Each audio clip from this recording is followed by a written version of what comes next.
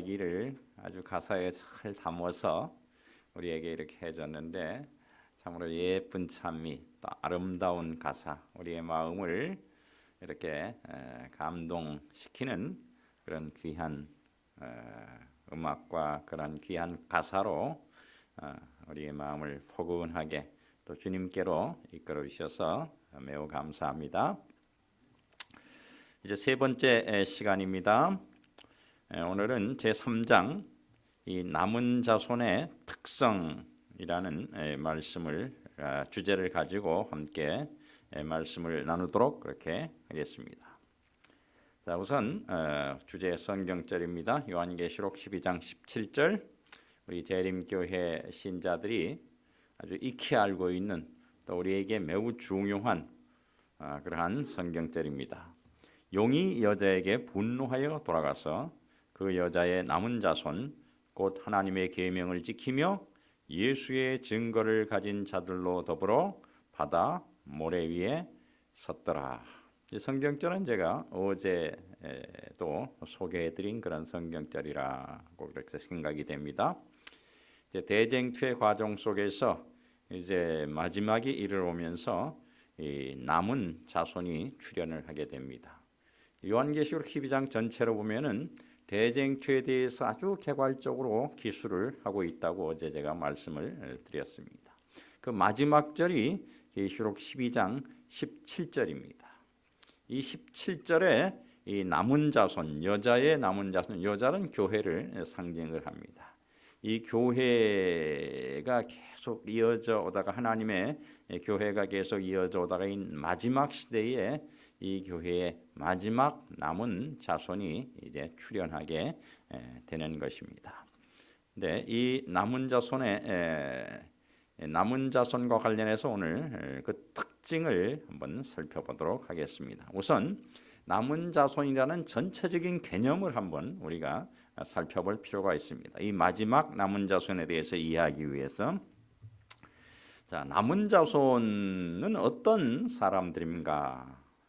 첫 번째로 하나님께서는 인류가 영적인 위기에 처할 때마다 남은 자손을 택하여 그들에게 특별한 사명을 부여하셨다라고 우리 재림교회에서는 이해를 하고 있습니다.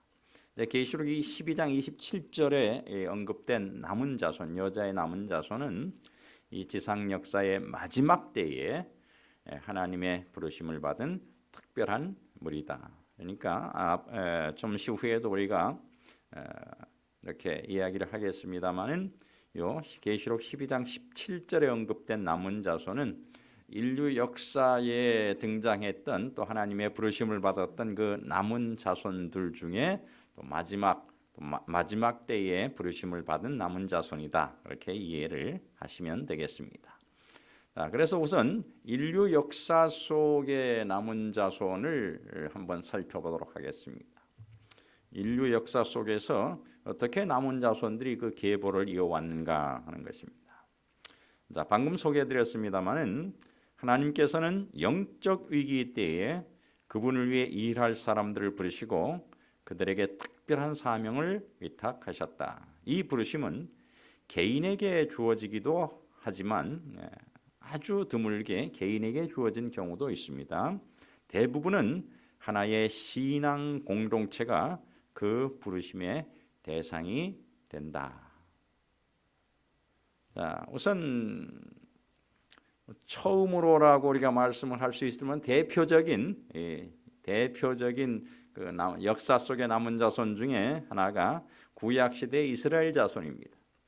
구약 시대 이스라엘 자손이 대표적인 역사 속의 남은 자손 중에 하나입니다. 우리 교회 성경 주석에서 이렇게 언급하고 있습니다.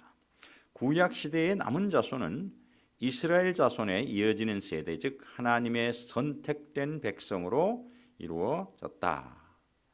또 우리 재림교회 백과사전에서도 이렇게 언급하고 있습니다.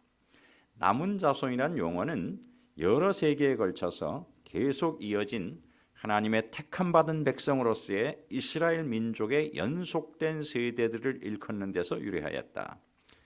이 신실한 남은 자손은 아브라함과 처음 맺어지고 후에 시내산에서 확정된 언약에 담긴 하나님의 약속과 특권과 의무의 상속자였다. 이 남은 자손은 배신, 전쟁, 포로 생활, 질병, 기근 등과 같은 재난 중에서 살아남은 이스라엘 백성으로 은혜 가운데서 보호하심을 받음으로 계속해서 하나님의 택함 받은 백성으로 살아갈 수 있었다.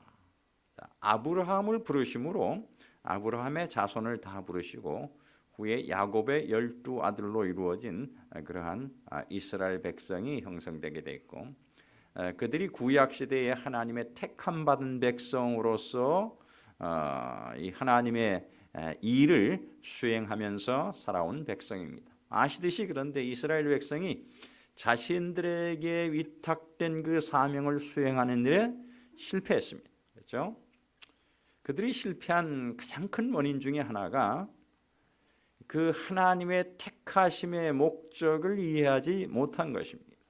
하나님께서는 그들에게 어떤 사명을 위탁하시기 위해서 그들을 이스라엘 백성을 택하셨는데, 그들은 자신들이 택함 받은 것이 무언가 특별한 권위나 특별한 지위나 특별한 어떤 특권을 주어진 것으로 그렇게 이해를 하고 우월감 속에서 그렇게 살아갔습니다. 우리는 이방 민족들하고는 다르다 그러면서 상당한 우월감 속에서 하나님의 택하심 받은 것을 자랑으로 삼으며 살아갔습니다. 사실은 하나님께서 그들을 택하신 것은 그들을 통해서 하나님의 일을 하시기 위해서 그렇게 하셨던 것입니다. 그래서 남은 자손 혹은 남은 무리로의 택하심은 그 사람들이 배타적인 사람이 되도록 택하시는 것이 아니고 처음부터 아주 모든 민족들을 포함할 수 있는,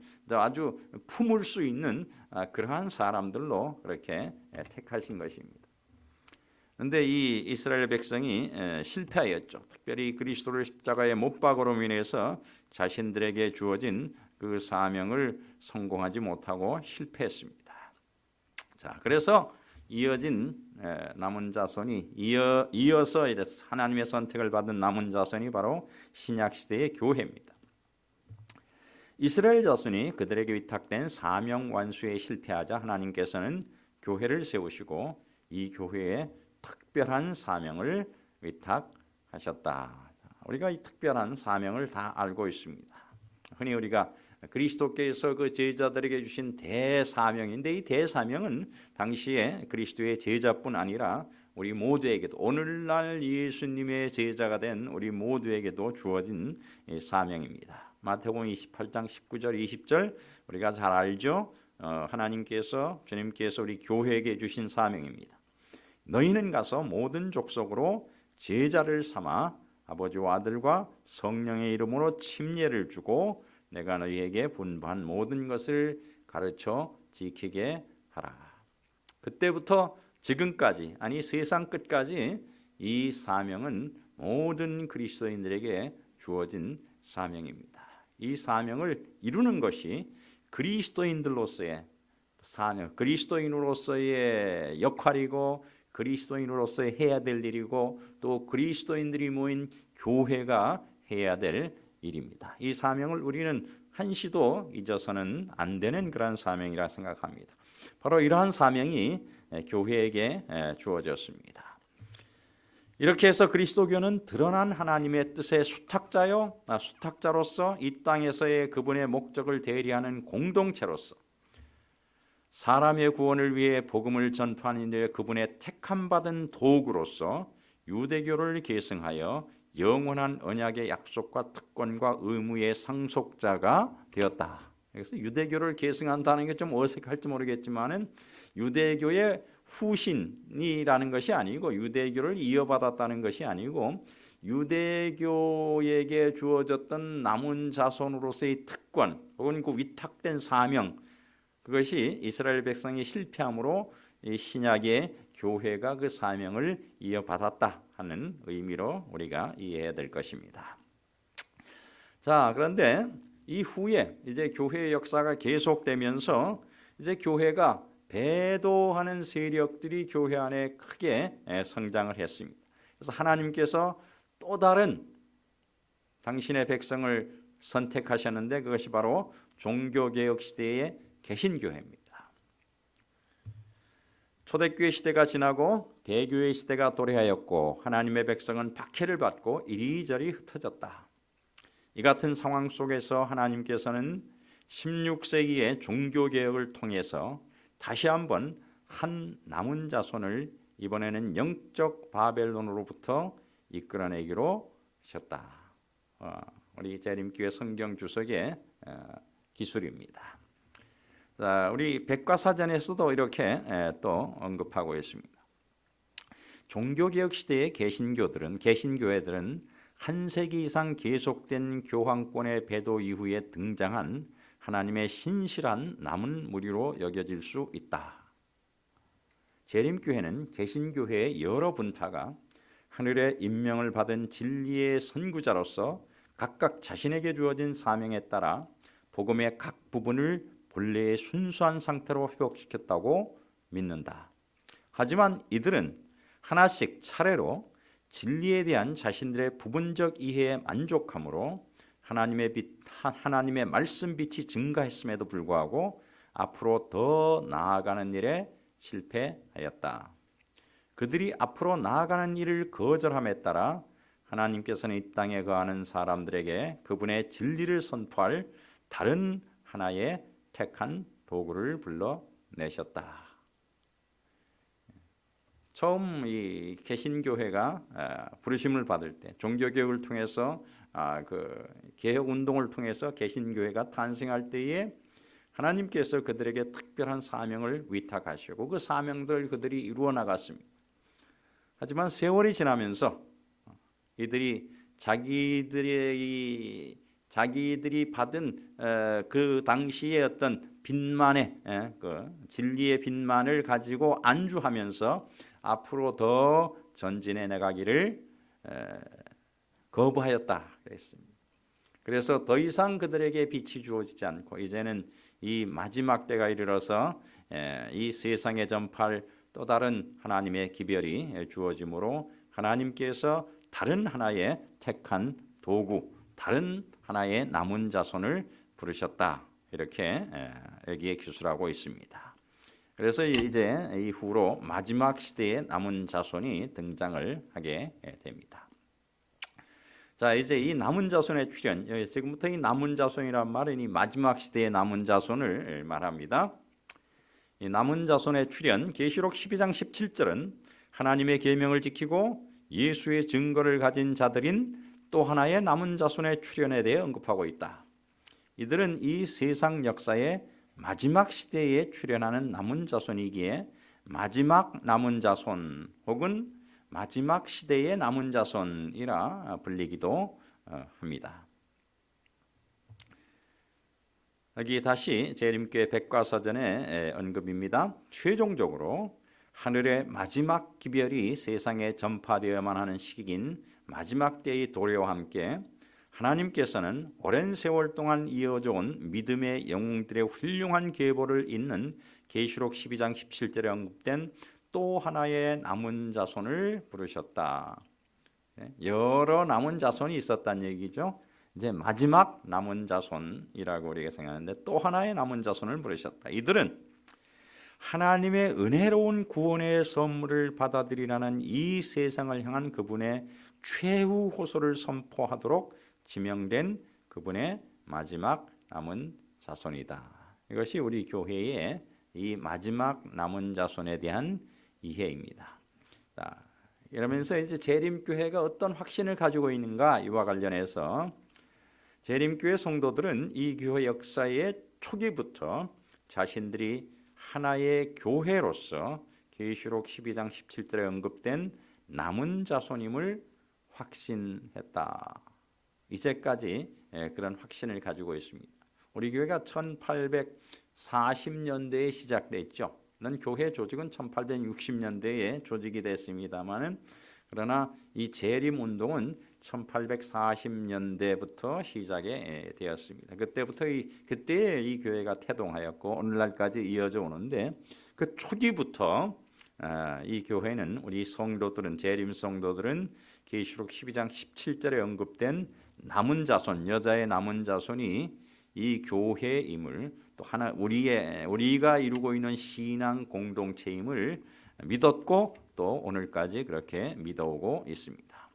우리 성경 주석 7권에 이렇게 또 말씀하고 있습니다. 우리의 믿음에 대해서 처음부터 제7일 안식일 예수 재림교회 신자들은 죄인들에게 그리스도를 받아들이라는 하나님의 최후의 호소인 계시록 14장 6절로 12절의 세 천사의 기별을 대담하게 선포했으며, 또한 겸허히 그들의 운동이, 이 재림 운동을 말합니다. 우리가 이게 하고 있는 그들의 운동이 여기에 남은 자손으로 지칭된 바로 그 운동이라고 믿었다. 이 다중적 기별을 전하는 신앙 공동체는 그들 외에 전혀 없으며, 그들 외에 12장 17절에 언급된 세부적 특징을 충족시키는 공동체 또한 전혀 찾을 수 없다. 이처럼 그들 외에는 그 누구도 자신이 17절에 언급된 남은 자손이라고 주장할 수 있는 확실한 성경적 증거를 가지고 있지 않다. 이것이 이 교회가 가지고 있는 확신입니다. 그래서 이 교회는 이 계시록 12장 17절에 언급된 여자의 남은 자손이 바로 하나의 신앙 공동체로서의 제7일 안식일 예수 재림 교회라 그렇게 확신하고 있습니다. 여러분과 저를 포함한 이 신앙 공동체입니다. 자, 이렇게 오늘 이 남은 자손이 역사 속에 등장하는 남은 자손들, 이스라엘 백성, 구약 시대 이스라엘 백성, 신약 시대의 교회, 또 이 종교개혁 시대의 개신교회, 이 마지막 시대의 또 여자의 남은 자손 이렇게 소개를 해드렸는데, 보통 우리 재림교회에서 이렇게 제가 소개해드리는 것처럼 우리 교회에서 이렇게 이 남은 자손의 역사를 이렇게 이제 기술을 하고 있습니다. 근데 왜 이렇게 이 네 그룹만, 네 무리만 언급했을까 생각해 보니까 상당히 큰 무리예요. 이분들은 이스라엘 백성이 아주 큰 집단이고, 또 교회도 큰 무리, 개신교회도 하나의 교회로서의 큰 무리를 이루고 있고, 사실 우리 교회도 뭐 작은 무리라고 하지만은 하나의 큰 교회를 형성하고 있죠. 근데 좀 더 구체적으로 이야기하면 이 남은 자손은 어떤 면에서는 이렇게 역사적으로 크게 이어져 오는 하나의 줄기일 수도 있지만은 특정한 그러한 역사의 시기에는 어떤 개인이 그렇게 하나님의 부르심을 받기도 했고, 특정한 목적을 위해서, 특정한 사명을 위해서, 혹은 소수의 사람들이 그렇게 부르심을 받기도 했습니다. 성경에 가장 먼저 언급되는 그러한 부르심이 노아와 그의 식구들이라 그렇게 생각하게 됩니다. 하나의 가족이 아주 긴 시간 동안, 긴 세월 동안 하나님의 특별한 기별을 받고 특별한 사명을 받아서 그들이 하나님의 말씀을 전한 그러한 기록이 있습니다. 또 엘리야 같은 경우는 개인이지만은 특별한 사명을 부여받은 그런 사람이었습니다. 다니엘과 세 친구들 바벨론으로 포로로 끌려갔지만은 그들에게 하나님께서 특별한 사명을 부여하셨다 그렇게 생각이 됩니다. 그래서 좀 폭넓게 생각하면은 이렇게 또 침례 요한도 개인이지만은 특별한 사명을 부여받았죠. 이렇게 이 넓게 생각하면 남은 자손의 개념을 이렇게 아주 개인들에게 또 소수의 사람들에게도 그렇게 적용할 수 있고, 또 혹 이 큰 무리들만을 생각하면 제가 말씀드린 이러한 하나의 집단들에만 적용할 수도 있겠다 생각합니다. 뭐 어떻게 적용을 해도 괜찮은데, 중요한 것은 이 남은 무리는 시대 시대마다 하나님께서 필요하실 때에 특정한 사명을 주시고 그 사명을 위탁받아서 이 무리들이 그 사명을 성취해야만 하는 그러한 사람들이 남은 무리였다, 남은 자손이었다 그렇게 이해를 하시면 됩니다. 오늘날 마지막 시대의 남은 자손에 대한 이해를 위해서 이것이 필요하기 때문에 잠시 말씀을 드렸습니다. 또 한 가지 우리가 이 남은 자손에 대해서 이해하기 위해서 좀 알아야 될 부분이 이 두 번째 우리가 살펴보아야 할 그러한 주제입니다. 비가시적 교회와 가시적 교회입니다. 교회를 크게 두 종류로 나누면은 뭐 다양한 방법으로 교회를 나눌 수 있겠습니다만은 오늘 이 교회를 크게 두 종류로 나눌 때 두 가지 형태의 교회가 있는데 하나는 비가시적 교회고 또 하나는 가시적인 교회입니다. 비가시적 교회는 그야말로 눈에 보이지 않는 우리가 눈으로 볼 수 없는 교회죠. 형태가 없는 교회입니다. 무형 교회입니다. 가시적 교회는 우리가 눈으로 직접 볼 수 있는 교회. 우리가 교회 간다 할 때에 뭐 다 알잖아요. 어디에 가는지를. 이러한 교회가 가시적 교회, 형태가 있는 교회입니다. 자, 우리 교회 기본 교리에서 이 두 종류의 교회가 있음을 언급을 하고 있습니다. 기본 교리 13입니다. 13번째 기본 교리의 한 부분인데 이게 보편적 교회는 그리스도를 진실히 믿는 모든 사람으로 구성되지만 배도가 만연한 시대인 마지막 때에 한 남은 자손이 하나님의 계명과 예수의 믿음을 지키도록 불러냄을 받았다. 이 보편적 교회라고 제가 번역을 했는데 우리 그 교리 우리가 갖고 있는 한국어 번역 여러분들이 보시면 세계적 교회다 그렇게 번역이 되어 있습니다. 세계적 교회. 그런데 이것은 영어로 유니버셜이라는 말을 이제 우리가 번역한 것인데 유니버셜 처치라는 말을 번역한 것인데 왜 이 세계적 교회라고 하는 것을 제가 뭐 그것이 번역이 잘못됐기 때문에 제가 고쳐놓은 것이 아니고 오해할 소지가 있기 때문에 고쳐놓은 것입니다. 세계적이다라고 해도 되고 보편적이다 해도 되는데 근데 세계적 교회다고 할 것 같으면은 우리 제7회 안식일 예수 재림교회가 이미 글로벌 철치입니다. 세계적인 교회이기 때문에 구분이 안 될 수 있을 것 같아가지고 제가 이 보편적 교회라는 용어를 그렇게 썼습니다. 사실은 그렇게 하면은 이 세계적 교회를 제7회 안식일 예수 재림교회로 보면은 남은 자손과 동일한 교회가 되기 때문에 조금 혼란이 올 수 있을 것 같아서 보편적 교회라는 용어를 썼는데 여기 하여튼 두 종류의 교회에 대해서 이야기를 하고 있습니다. 이 보편적 교회는 그리스도를 진실히 믿는 모든 사람들이 포함된 교회고 또 이 남은 자손은 특별히 하나님께서 이 마지막 때에 특별한 목적을 가지고 부르신 사람들이다 하는 것이 우리 교회의 보편적인 믿음입니다. 자, 비가시적 교회와 가시적 교회에 대한 우리 교회의 정의입니다. 이제 비가시적 교회를 이렇게 정의하고 있습니다. 보편적 교회라고도 불리는 비가시적 교회는 전 세계에 퍼져 있는 모든 하나님의 백성으로 구성된다. 이 교회는 가시적 교회 안에 있는 눈에 보이는 교회 안에 있는 신자들과 비록 어떤 교회 조직에 속하지는 않았을지라도 그리스도께서 자신들에게 주신 모든 빛을 따른 많은 사람을 포함한다. 눈에 보이지 않는 진실한 하나님의 백성들. 예수님께서 이 우리 안에 들지 않은 양도 있다고 했는데 그 양, 예수님의 양은 양이지. 예수님이 목자이고 그들이 예수님의 양이지만은 우리 안에 아직 들어오지 않은 양들도 있다고 했는데 그 모든 하나님의 백성을 포함한 이 교회가 비가시적, 무형교회, 눈에 보이지 않는 그런 교회입니다. 그러나 이들은 그야말로 그리스도 안에서 구원받고 하나님의 참된 백성이 된 그런 사람들입니다. 좀 더 폭넓게 생각하면은 저는 이 교회의 궁극적으로는 우주에 타락하지 않은 거민들도 이 교회의 일원이라 그렇게 생각을 합니다. 결국은 우리가 한 목소리로 한 교회로서 하나님을 찬양하게 될 것입니다. 이 무형교회를 좀 더 폭넓게 생각하면 이 땅에 있는 하나님의 백성들뿐 아니라 온 우주의 하나님의 백성들이 다 포함될 수 있다 그렇게 생각을 합니다.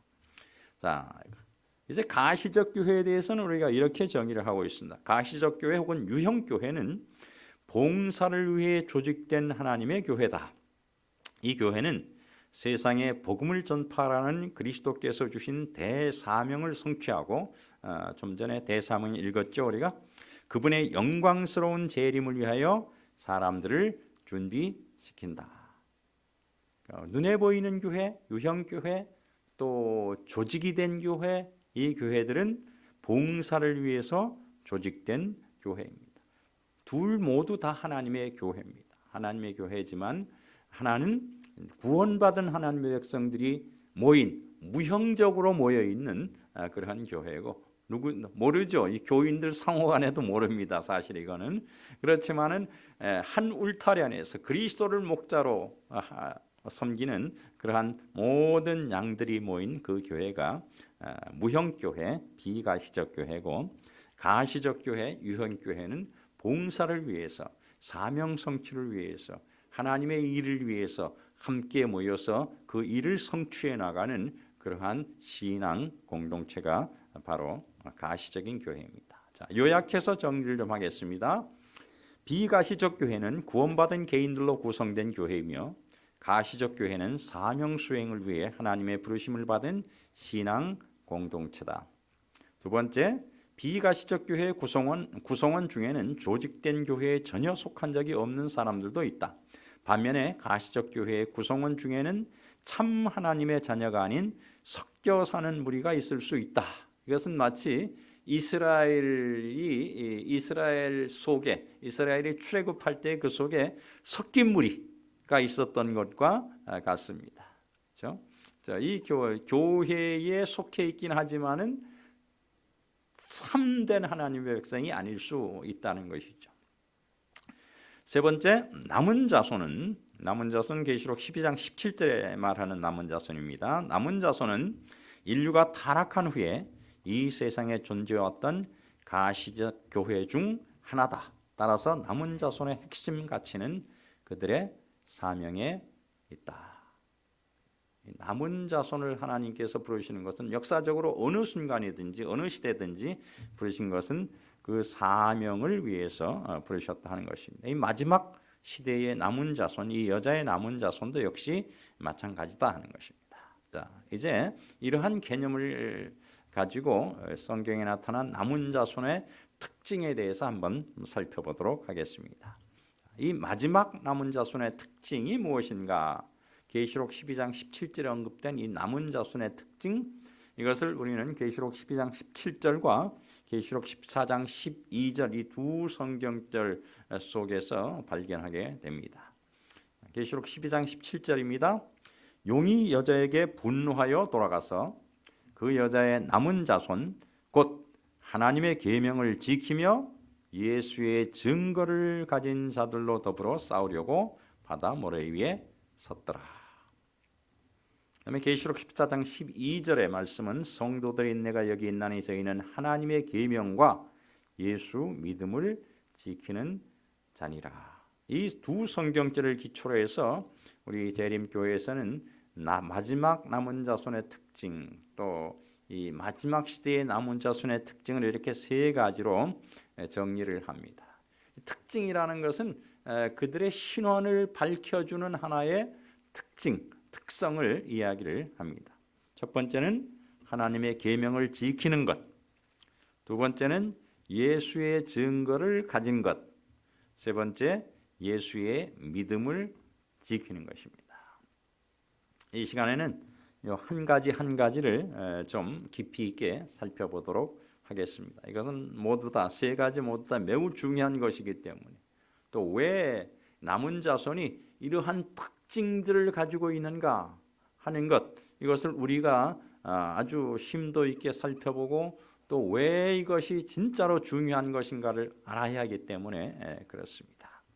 자, 첫 번째, 하나님의 계명입니다. 하나님의 계명을 지키는 것, 하나님의 계명을 준수하는 것, 이것이 남은 자손이 이러한 특징을 가지고 있다는 것이 어떤 의미를 가지고 있고 왜 중요한가 하는 것 우리가 알 필요가 있습니다. 자, 계명 준수의 목적이 뭘까? 우리가 하나님의 계명을 준수하기 위해 애쓰고 있습니다. 그렇죠? 그런데 그런 계명 준수의 목적이 뭘까? 우리 성경 주석을 기초로 해서 우리는 이렇게 알 수 있습니다. 마지막 시대에 남은 자손이 하나의 신앙 공동체로서 혹은 교회로서 하나님의 계명을 존중하고 그것들을 준수하는 것은 어떤 율법주의적인 의미에서가 아니라 그것들이 참된 신자의 마음에 거하시는 하나님과 그리스도의 성품의 계시이기 때문이다. 어떤 말로 하면은 이 율법주의라는 말씀이 나왔으니까 여기에 율법주의라는 것은 아주 쉽습니다. 율법을 지킴으로 해서 구원받고자 하는 그러한 노력, 그것이 율법주의입니다. 내가 구원을 받아야 되죠. 우리가 구원을 받아야 되는데 그 구원을 내가 받기 위해서 율법을 지키는 것, 율법을 지켜서 구원받고자 하는 시도, 그것이 율법주의입니다. 근데 이것이 구원받기 위해서 율법을 지키는 것만이 아니고 이미 받은 구원을 유지하기 위한 수단으로 율법을 지키는 것도 율법주의입니다. 그래서 우리 교회는 재림교회는 이 모든 것을 다 거부합니다. 이 율법주의를 아주 배척합니다. 율법주의는 우리 교회의 교리가 결코 아닙니다. 그러면 그렇게 우리가 이해를 하면은 율법을 지켜서 구원받고자 하는 시도를 하는 사람들은 엄격한 의미에서는 재림 성도가 아닙니다. 그렇죠? 만약에 또한 우리가 은혜로 구원을 받았지만은 내가 받은 구원을 유지하기 위해서 나는 율법을 지켜야 된다. 그래서 나는 내 구원을 유지하기 위해서 율법 지킨다. 구원은 받았지만은 하늘을 가려면 율법 지켜야 된다. 그래서 율법 지킨다. 그렇게 하는 것도 뭐다?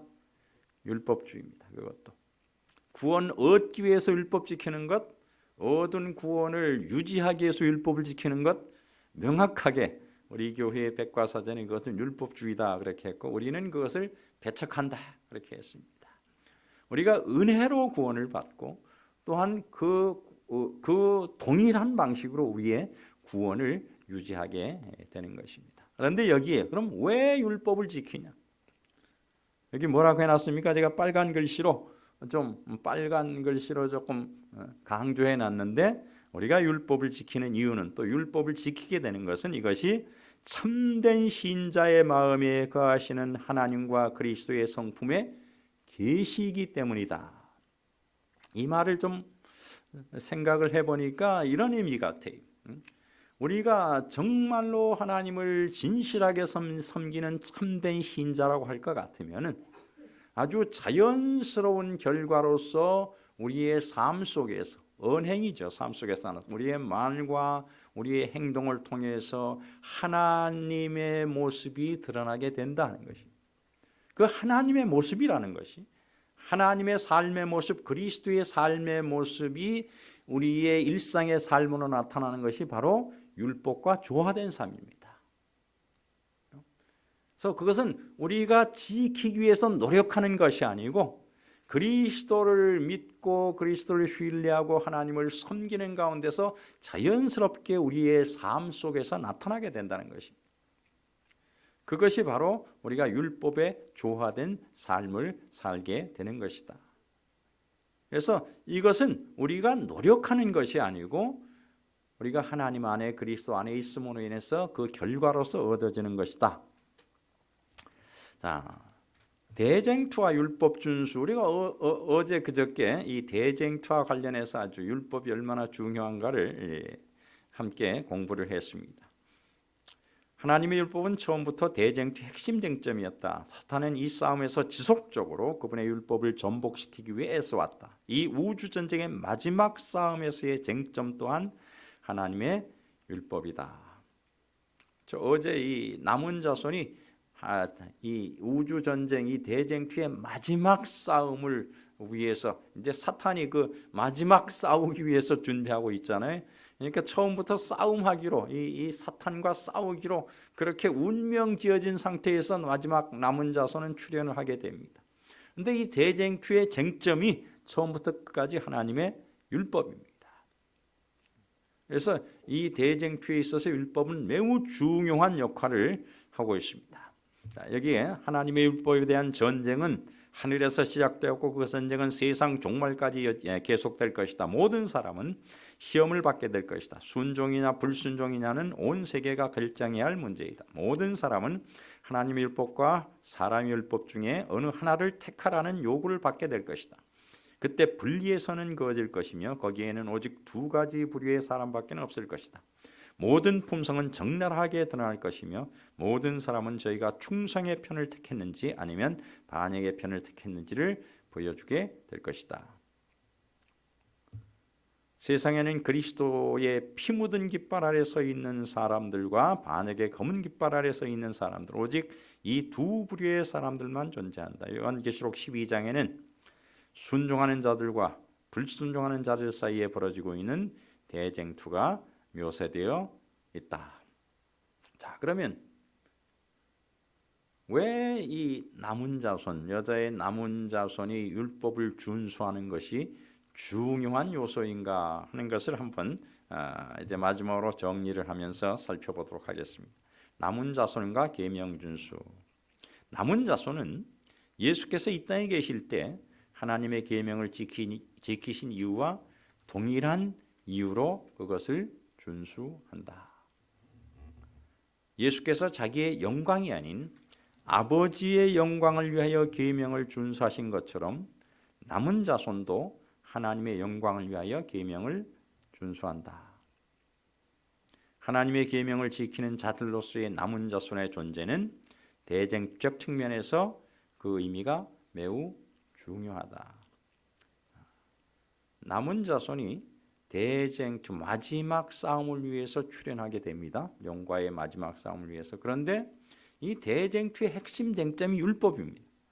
근데 남은 자손의 특징 중에 하나가 하나님의 계명을 지키는 것입니다. 이것은 남은 자손이 하나님의 계명을 지키는 자들이라는 것이지 하나님의 계명을 지킴으로 남은 자손이 된다는 것은 아닙니다. 그렇게 우리가 착각을 하면 안 됩니다.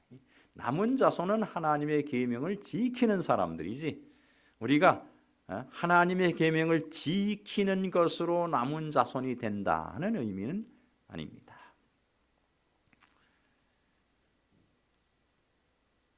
예수님께서 이 땅에 오셔서 우리가 알기로 완벽하게 하나님의 계명을 지키셨는데 그분이 그렇게 하신 것은 자기의 영광을 위하여 하신 것이 아닙니다. 자, 계명은 하나님의 계명입니다. 그러니까 하나님의 백성이 지키는 것입니다. 계명을 지키는 자들은 이미 하나님의 백성이 되었다는 얘기입니다. 우리가 어떤 사람이 대한민국 국법을 아무리 잘 지킨다고 해서 한국 국적을 취득할 수는 없습니다. 법을 잘 지키는 것으로 어떤 사람들이 시민권을 얻을 수는 없습니다. 제가 미국 가서 아무리 미국 법을 잘 지킨다 해도 그것 때문에 저에게 미국 시민권이 주어지지는 않습니다. 그러나 대한민국 국민은 대한민국 법을 지켜야 합니다. 그래서 우리가 하나님의 법을 지키는 것은 하나님의 백성이 되기, 하나님 나라의 백성이 되기 위해서 지키는 것이 아니고 하나님 나라의 백성이기 때문에 지키는 것입니다. 그래서 이것은 매우 자연스러운 일인데 많은 그리스도인들이 좀 혼란스러워하는 것 같습니다. 그래서 우리가 하나님의 백성으로서 하나님의 법을 지키는 것은 매우 자연스러운 것입니다. 우리가 사탄의 법을 지키는 게 부자연스러운 거예요. 하나님의 백성으로서는.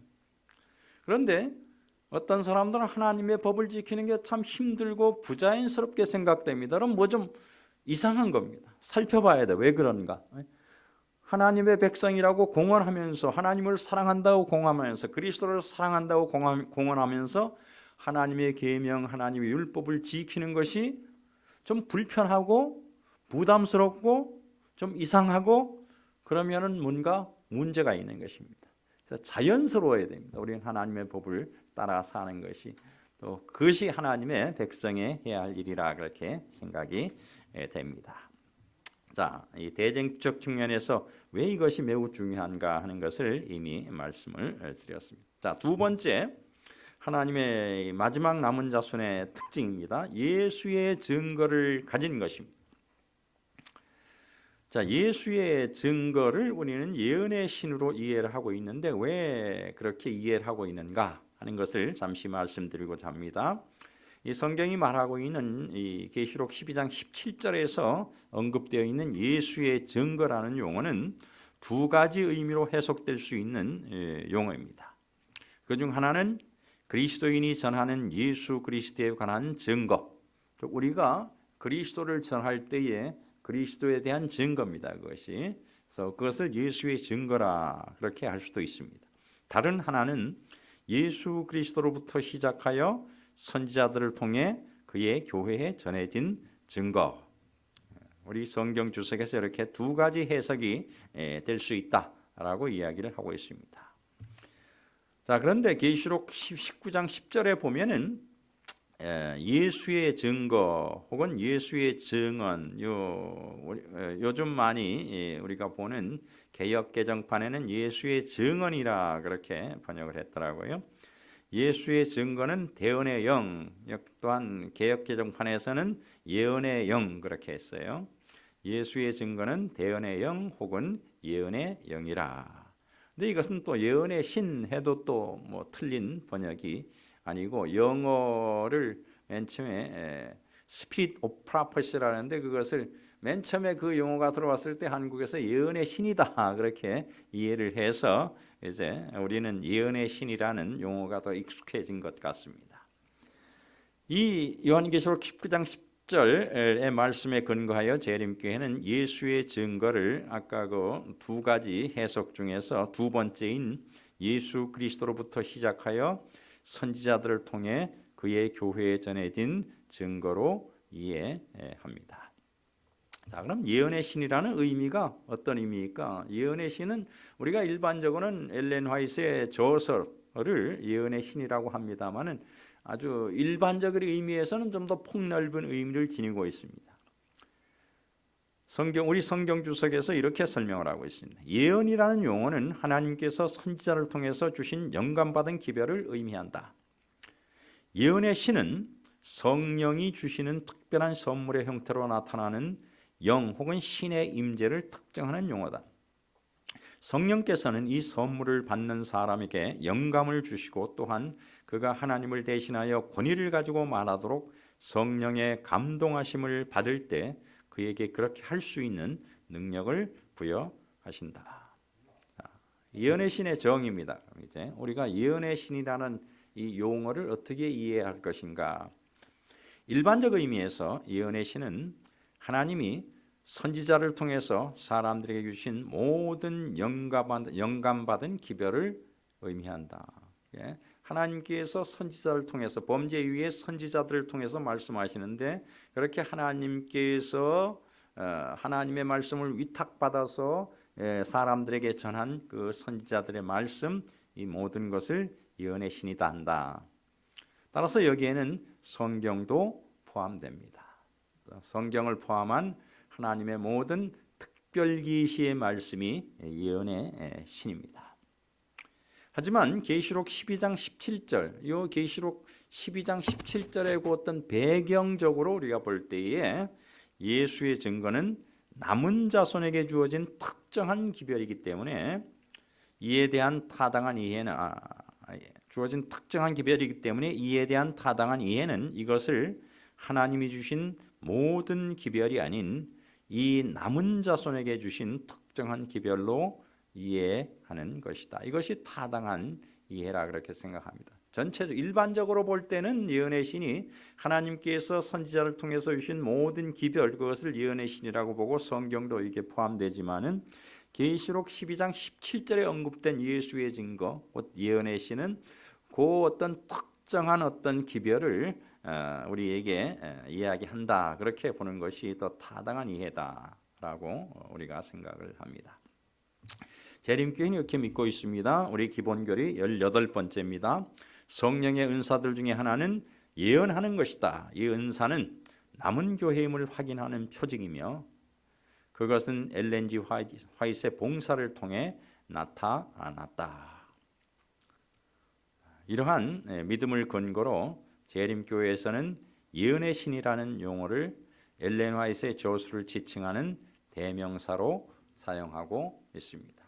그래서 우리가 일반적으로 교회 안에서는 예언의 신 하면 다 통합니다. 뭘 얘기하는지 엘렌 화이트의 저서를 이렇게 언급하는구나 하는데, 우리 교회 밖에서 다른 교회의 교인들을 만나서 우리가 예언의 신이라고 얘기를 하면 뭔지 잘 몰라요. 보통 그들에게 있어서 예언의 신은 하나님의 말씀입니다.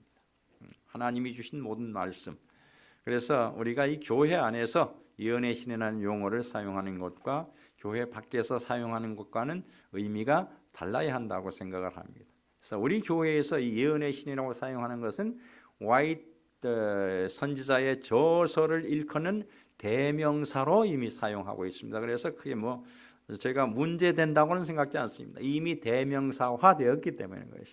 그러나 일반 명사로 예언의 신이라는 예언의 신이라는 용어를 사용할 때는 그것은 하나님께서 주신 모든 기별의 말씀을 예언의 신이라 그렇게 할 수 있기 때문에 그것을 구별해서 사용해야 되는 경우가 있습니다.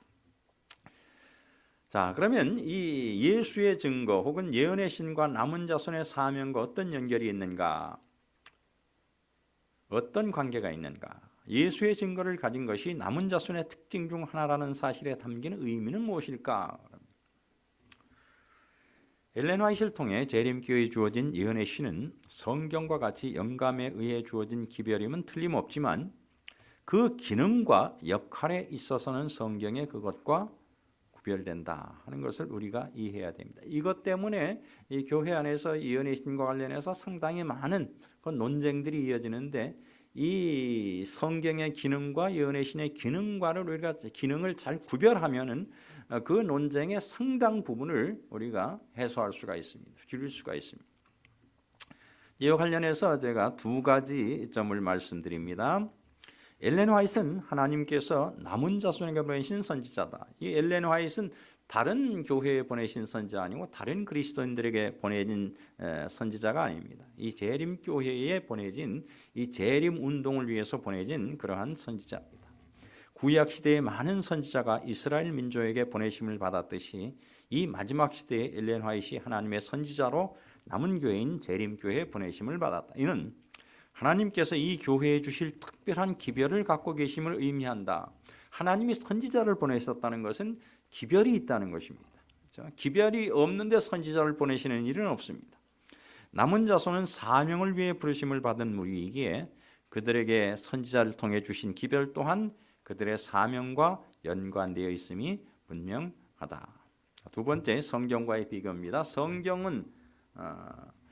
성경은인데 의라고 되어 있네요. 성경은 인류를 위한 하나님의 구속사역에 그 초점을 맞추고 있고, 엘렌 화이트의 저술은 우주적 대쟁투에 그 초점을 맞추고 있다. 성경에는 지구 창조와 인류의 타락에서 시작하여 악인들의 멸망까지의 하나님의 구속사역의 역사가 기록되어 있으며, 엘렌 화이트의 저술에는 하나님께 대한 사탄의 반역, 곧 우주의 죄가 처음으로 들어온 때로부터 시작해서 우주에서 죄가 근절될 때까지의 대쟁투의 역사가 기술되어 있다. 그래서 이 성경의 기능이나 역할과 예언의 신 엘렌 화이트 저서의 기능과 역할을 우리가 잘 구분해야 됩니다. 예언의 신은 성경의 부족한 부분을 채우기 위해 주어진 기별이 아니다. 이것을 꼭 우리가 염두에 둬야 합니다. 어떤 분들은 이 성경이 좀 부족하기 때문에, 성경의 기별이 부족하기 때문에 하나님께서 또 다른 기별을 주셔서 그 부족한 기별을 채워주셨구나. 그런데 그렇지 않습니다. 성경은 완전한 책입니다. 완벽한 책입니다. 대쟁투 서문에 이렇게 기록하고 있습니다. 하나님께서는 당신의 말씀을 통하여 구원에 필요한 지식을 인간에게 위탁하셨다. 우리는 성경을 하나님의 뜻에 대한 권위 있고 확실한 계시로 받아들여야 한다. 성경은 품성의 표준이요 교리의 계시자요 체험의 시금석이다.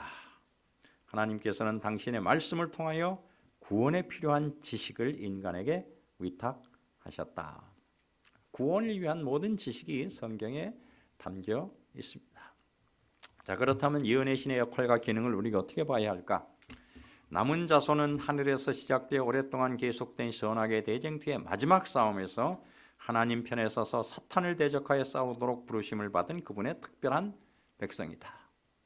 하나님께서 그들에게 이 싸움을 승리로 이끌 수 있는 지침서를 주셨는데 그것이 바로 예언의 신이고 예수의 증거, 와이트 선지자를 통해서 주신 그러한 기별입니다. 대쟁투의 역사를 이야기하고 있고, 대쟁투에서 사단의 전술을 이야기하고 있고, 대쟁투에서 사단이 어떻게 일하고 역사하는지 이야기하고 있고, 이 마지막 시대 우리가 이 대쟁투에서 사단과의 투쟁에서 어떻게 싸워야 되는지를 이야기하고 있고, 사단을 어떻게 하면 사단과의 싸움에서 우리가 이길 수 있는지를 이렇게 기술하고 있는 것이 바로 예언의 신입니다.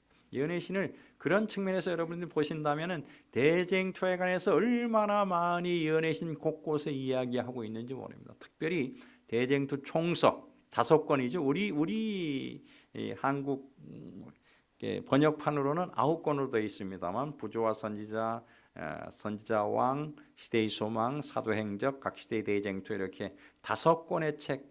이거는 대쟁투의 역사를 하늘에서부터 시작돼서 하늘에서 죄가 우주에서 죄가 끝날 때까지 역사를 쭉 이렇게 기술하고 있습니다. 이 대쟁투에 대한 그 기술을 통해서 우리에게 어떻게 우리가 이 마지막 시대에 사단과의 투쟁을 위해서 용과의 싸움을 위해서 부르심을 받았는데 어떻게 이 싸움에서 이길 수 있는가를 이 예언의 신을 통해서 이 말씀들을 통해서 우리에게 잘 알려주고 계십니다. 자, 마지막 남은 자손의 특징 3번째입니다. 예수의 믿음입니다.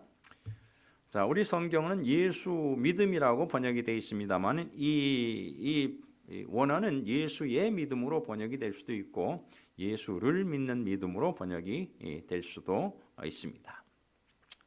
자, 그런데 이 예수의 믿음은 예수를 믿는 믿음을 포함합니다. 사실은 그렇죠? 예수를 믿는 믿음은 우리가 구원받는 데 필요한 믿음입니다.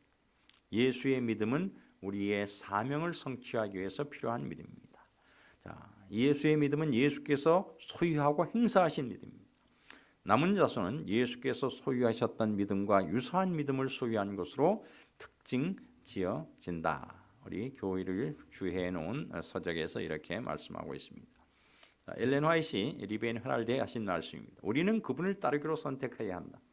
우리는 매일의 삶에서 양떼가 목자를 신뢰하고 따르듯이 그분의 모본을 따라야만 한다. 그분이 행하신 일들을 우리도 행하야만 한다. 우리가 그분과 같이 되기를 애쓰고 우리의 뜻을 그분의 뜻에 조화시키기 위해 노력한다면 우리는 그분을 드러내 보이게 될 것이다. 자, 예수의 믿음과 사명 성취. 자, 예수께서 소유하셨던 믿음은 과연 어떤 믿음이며 그러면은 또한 그분은 그 믿음을 어떻게 행사하셨는가? 그걸 알아야 우리가 그 믿음을 소유하고 그 믿음을 행사할 수가 있습니다. 첫 번째로 예수의 믿음은 다른 이들의 영생을 추구한 믿음입니다. 다른 사람들의 영생을 위해서 희생하는 그런 믿음이죠. 마태복음 20장 28절입니다. 인자가 온 것은 섬김을 받으려 함이 아니라 도리어 섬기려 하고 자기 목숨을 많은 사람의 대속물로, 제속물로 잘못 썼네요. 대속물로 주려 함이니라. 예수님이 오실 때부터 땅에 오실 때부터 살기 위해 오신 분이 아닙니다. 그렇죠? 죽기 위해서 오신 분입니다. 당신의 죽음으로 다른 사람들을 구원하기 위해서 그렇게 오신 분입니다. 그래서 자기를 희생하고 다른들의 영생을 다른 사람들에게 영생을 주기 위해서 오신 그분이 예수님. 바로 이러한 믿음이 예수 그리스도의 믿음입니다. 두 번째, 그분의 믿음은 아버지의 영광을 추구한 믿음입니다. 너희가 내 이름으로 무엇을 구하든지 내가 시행하리니 이는 아버지로 하여금 아들을 인하여 영광을 얻으시게 하려 함이라. 아버지께서 내게 하라고 주신 일을 내가 이루어 아버지를 이 세상에서 영화롭게 하였사오니. 그리스도께서 이 땅에서 이루신 일 중에 하나가 하나님께 영광을 돌리는, 하나님의 영광을 드러내는 그러한 일이었습니다. 마지막으로 사명 성취를 위한 믿음이었습니다. 예수께서 이 땅에 오실 때 이중적인 사명을 갖고 오셨는데, 하나는 잃어버린 자를 찾아 구원하는 것입니다. 인류를 구원하는 사명을 갖고 오셨습니다. 두 번째, 요한일서 3장 8절의 말씀 보면은 마귀의 일을 멸하려 오셨습니다. 인류의 구원과 대쟁투에서의 사단과의 투쟁에서 승리하시기 위해서 그렇게 오신 것입니다. 자, 예수께서는 십자가 위에서 이 두 가지 사명을 가지고 이 땅에 오셔서 십자가에서 다 이루었다라는 말씀을 그렇게 하심으로 자기의 사명이 완수되었음을 온 우주 앞에 선포하셨습니다. 인류의 구원을 위한 그분의 사명과 사단과의 투쟁에서의 승리를 위한 그분의 사명이 십자가를 통해서 이루어진 것입니다. 자, 이제 예수의 믿음과 관련된 결론적인 언급입니다. 마지막 남은 자손은 예수에 대한 믿음뿐 아니라 예수에 대한 믿음뿐 아니라 예수의 믿음도 지키는 무리다. 예수에 대한 믿음은 구원과 관계된 믿음이고, 예수의 믿음은 우리의 사명과 관계된 믿음이다. 물론 이 남은 자손은 다 구원받은 사람들입니다. 우리에게 사명이 주어진 것은 그리스도 안에서 구원받은 상태로 있기 때문에 사명이 주어지는 것입니다. 당연하게 우리가 그리스도에 대한 믿음이 있어야 합니다. 그러나 그 위에 거기에 더하여 우리는 예수의 믿음도 있어야 하는데, 그것은 이 예수의 믿음을 통해서 이 믿음을 활용하는 것을 통해서 이 믿음을 우리의 삶 속에 행사하는 것을 통해서 우리의 사명을 성취해 나갈 수 있기 때문에 그렇습니다. 두 번째, 예수의 믿음은 예수께서 이 땅에 계실 때 소유하고 행사하셨던 믿음을 의미한다. 그분은 이 믿음으로 자기에게 주어진 사명을 성취하셨다. 마지막으로 예수의 믿음을 지키는 마지막 남은 자손은 예수께서 이 땅에 계실 때 행사하셨던 믿음과 유사한 믿음을 행사하는 무리다. 그들은 이 같은 믿음을 행사하여 대쟁투에서 사단의 일을 멸하시는 그분의 일에 동참한다. 우리에게 이러한 믿음이 필요한 것은 바로 우리가 이 땅에서 우리에게 주어진 특권인 하나님의 일을 하는 사람들이기 때문에 그렇습니다. 하나님의 일을 하는 것은 하나님께서 위탁하신 사명을 성취하는 일을 이 땅에서 이루어 나가는 것은 우리에게 주어진 부담이 아니고 짐이 아니고 특권입니다. 우리가 사랑하는 사람이 나에게 뭘 부탁하면은 기쁘잖아요. 그렇죠? 많이 부탁할수록 기쁩니다. 내가 할 수 있는 일을. 우리가 하나님을 사랑하고 그리스도를 사랑하는데, 하나님께서 그리스도께서 우리에게 어떤 일을 위탁하시고 사명을 위탁하신다는 것은 우리가 누릴 수 있는 가장 큰 특권입니다. 그러한 특권을 이 재림교회가 가지고 있는 것입니다. 그런 사명 성취를 위해서 하나님께서 우리에게 이런 많은 방법들을 제시하시고, 또 그 일을 할 수 있도록 우리에게 믿음을 주시고, 그 일을 할 수 있도록 우리에게 지침서를 허락하시고, 오늘 우리가 하나의 신앙 공동체로서 그 일을 성취해 나갈 수 있도록 우리를 오늘도 인도하시는 그분께 감사하시는 여러분과 제가 되기를 간절히 바라겠습니다. 오늘도 함께 하신 주님께 감사하며 오늘 말씀을 여기서 줄이겠습니다. 내일 계속해서 남은 무리와 관련된 이런 공부를 또 함께 할 수 있도록 그렇게 시간을 갖겠습니다. 고맙습니다.